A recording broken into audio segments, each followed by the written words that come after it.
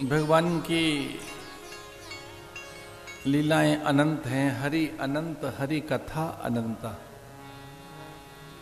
जैसे भगवान अनंत हैं ऐसी उनकी कथाएं अनंत हैं।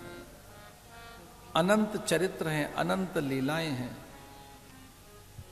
युगों युगों की, एक युग की नहीं, कल्प कल्पांतरों की, कल्प भेद से न जाने कितनी कथाएं हैं।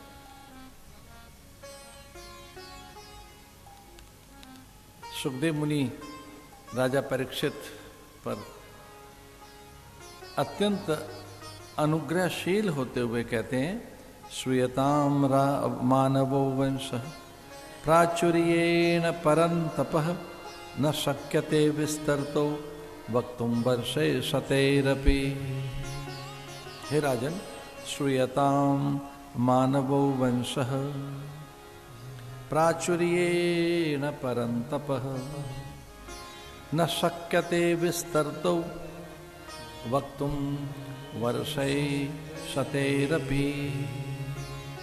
न शक्यते वक्तुम, बड़ा कठिन है ये। विस्तरतो वक्तुम वर्षै शतैरपि, इतना विशाल कथा का भंडार है। न शक्यते, बोला नहीं जा सकता। वक्तुम वर्षे शतैरपि, 100 साल तक बोलता रहूं।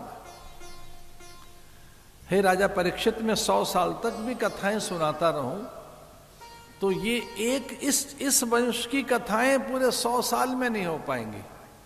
किस वंश की? इक्ष्वाकु वंश की, मानवो वंश, मनुवंश की। इसमें इक्ष्वाकु नाम के जो राजा हुए, उस वंश में जहां कवि, सुदुम्न, सरियाती, नभग, नाभाग, अंबरीश, दिलीप, भागीरथ, दिलीप और ये रघु, दीर्घतमा, दीर्घबाहु, अज, दशरथ, राम के ही पूर्वजों की कथाएं सुनाई जाएं। वक्तुम वर्षे शतैरपि, 100 साल तो मुझे इसमें ही लग जाएंगे। दिलीप ने किस ढंग से गौ की सेवा की। नंदनी प्रसन्न हो गई 21वें दिन और कहा कि तेरे यहां नारायण आएंगे पुत्र के रूप में। ऐसे रघु, फिर रघुवंश में किस तरह से सेवा हुई। रघु,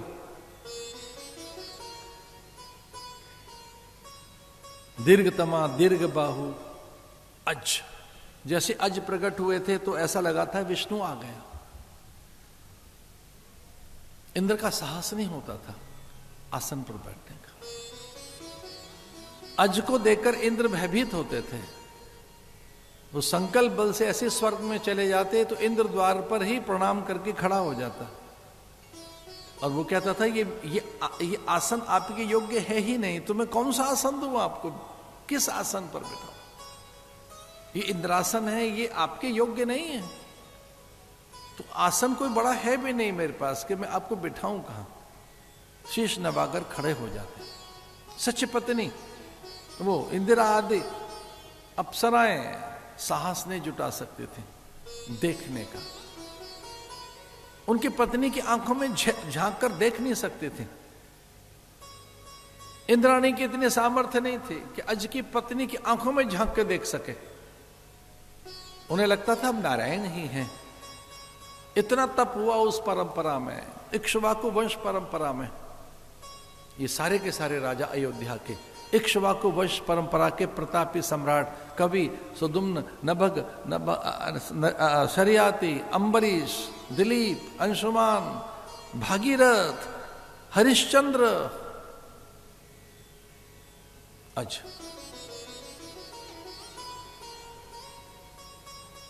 और फिर अज से दशरथ पैदा हुए। दशरथ भी जब स्वर्ग में जाते थे तो इंद्र हाथ जोड़कर खड़े हो जाते, अपना आसन दशरथ को देते। और एक बार तो गए नहीं दशरथ, अनेक बार गए स्वर्ग को सुरक्षा देने, वहां के उत्सवों में इंद्र कितने बार आमंत्रित करते, आइए। और जब इंद्र के यहां पहुंचते दशरथ, तो उस आसन पर आधे हिस्से में दशरथ बैठते और बाईं ओर आधे हिस्से में इंद्र बैठते थे। लेकिन इंद्राणी कभी आसन पर नहीं बैठी।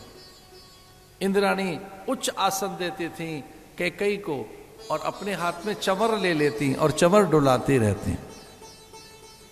इतनी सामर्थ्य रही है मनुष्यों में, जप से, तप से, शील और संयम से, सदाचार से। बहुत बड़ा बल चरित्र का बल है, सदाचार का बल है, तप का बल बहुत बड़ा बल होता है। और फिर दशरथ ने भी ऐसे गुरु की आज्ञा से, लीजिए, भगवान का आह्वान किया तो राम आ गए।